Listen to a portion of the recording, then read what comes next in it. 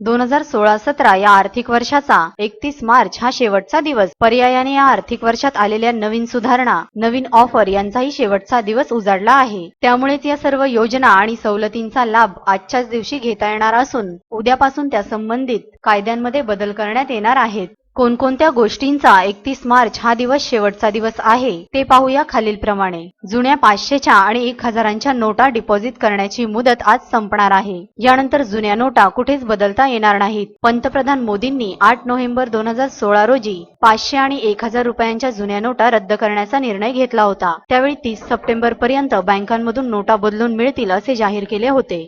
मात्र तरीही नोटा असतील तर त्या प्रतिज्ञापत्रासह रिझर्व्ह बँकेतूनच बदलून मिळणार होत्या. त्यासाठी 31 मार्च ही मुदत होती. ही मुदत आज संपत आहे. त्याचप्रमाणे पंतप्रधान गरीब कल्याण योजनेअंतर्गत बेनामी संपत्ती जाहीर करण्याचाही आजचा शेवटचा दिवस आहे.